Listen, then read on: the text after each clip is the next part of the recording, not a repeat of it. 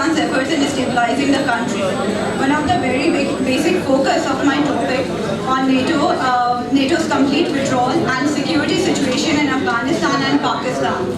Owing to the historical, geographical, demographical, cultural and strategic reasons, Pakistan's crucial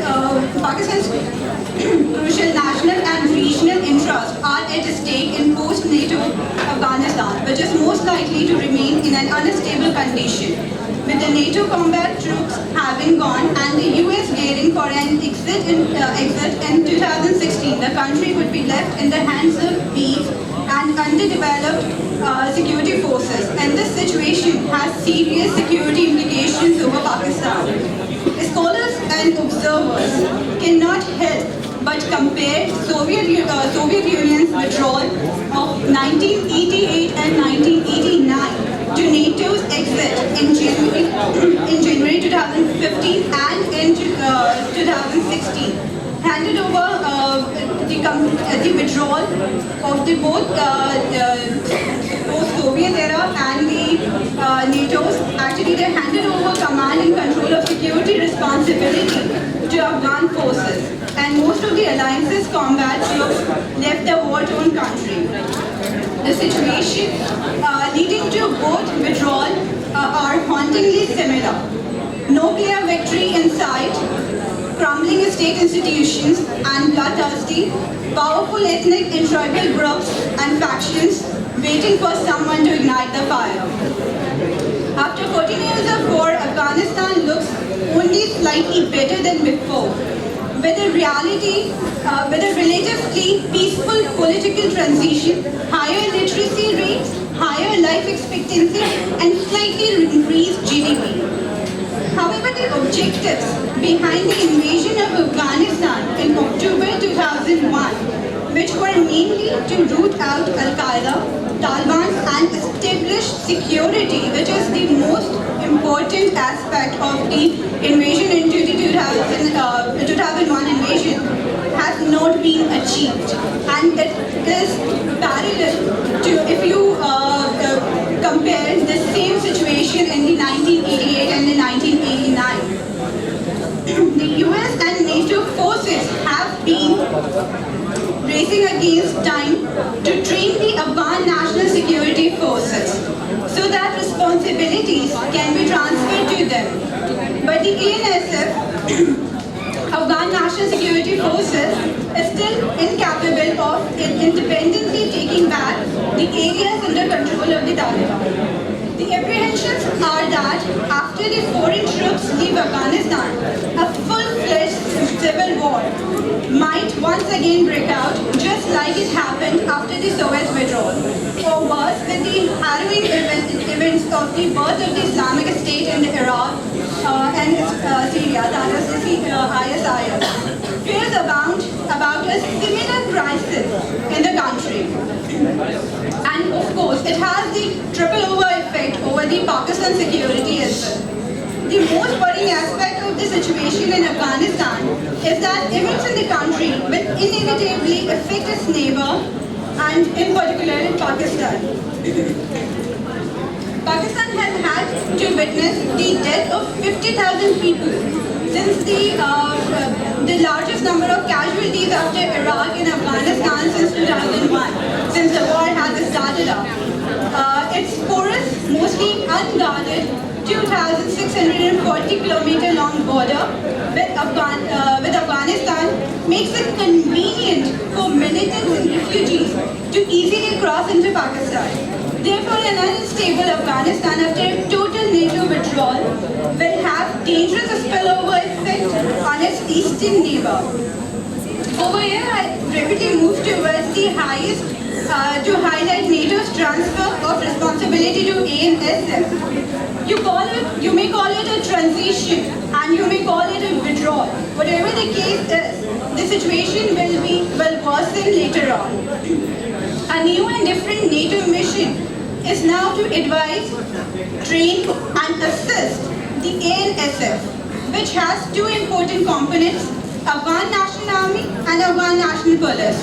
Whatever we may term it as the transition, It is important that international troops have left and local forces that are still in their premature phase will now be responsible for security in a highly vulnerable country. The international forces will no longer patrol Afghan territory, and the ANSF will be completely on its own in conducting operations.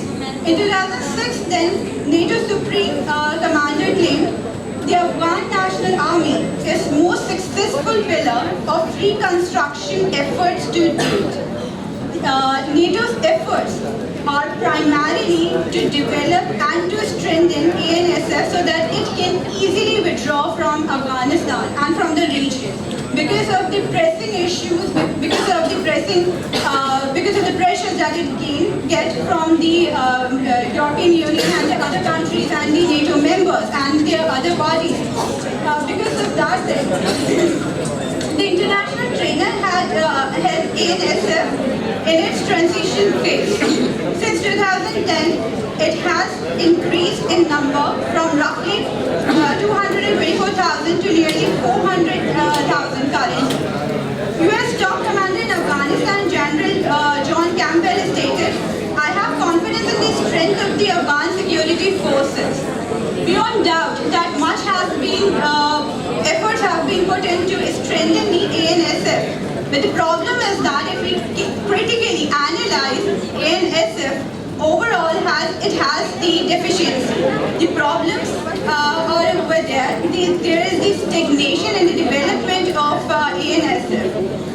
The problem is that the societal problems and the social rubric of that country is completely not acceptable to any such kind of a transition and a change.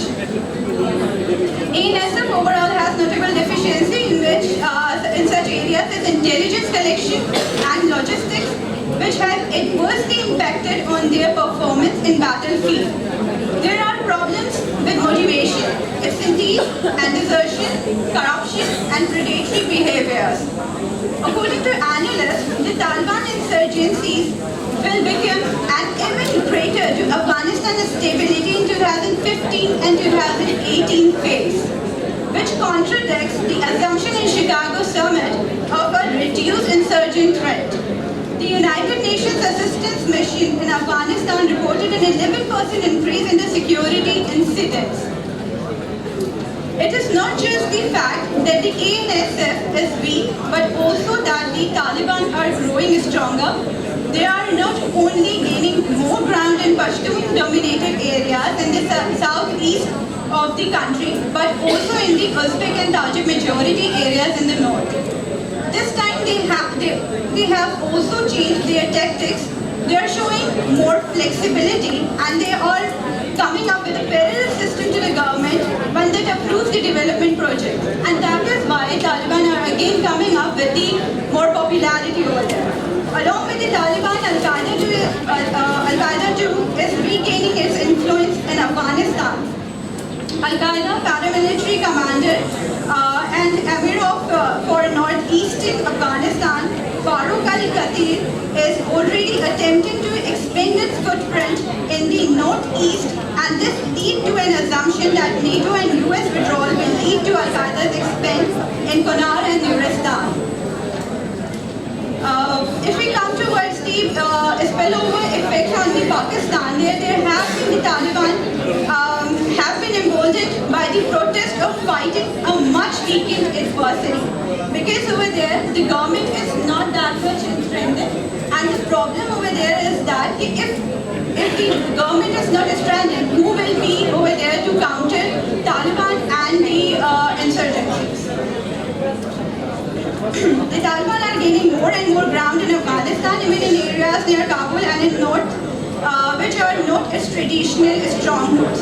The military and territorial gains, plus the strong narrative about their victory, heralds their growing strength and influence in the war-weary country. If we move towards the proxy free for all, the most important aspect is that there are chances. If we talk from the regional perspective, there are the chances that the Indian backing the Uzbek and Tajik militias and other pro-Northern alliance elements to counter pro-Pakistan militias and Taliban groups. This may put proxy groups against each other, resulting in a civil war. The another aspect is that the rogue army and intelligence. As we had already talked about the Afghan National Police and Afghan National Forces, the problem over here is that apart from attacks by security forces, there have been many reports of human rights abuses and violations by the National Directorate of Security, the Afghan Intelligence Agency. Thus, there is grave possibility of significant numbers of Afghan army and intelligence corps going rogue and joining militia, some with an anti-Pakistan agenda.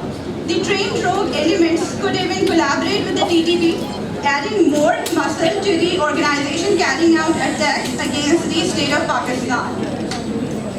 Towards the conclusion, I'd like to wrap it up. So the decline in the American air support and the withdrawal of NATO troops is considered to be the main reason for the revival of the Taliban, and the latest gains during the summer of 2013 and the 15, and also as the current news is that of the last month that there will be 7,000 troops will be within the Afghanistan for 2016 and will be assisting ANSF. So the problem is that it is going to be, the withdrawal will be more ugly, bloody, and no one is looking forward into the post-2016 phase, and particularly stabilizing the country and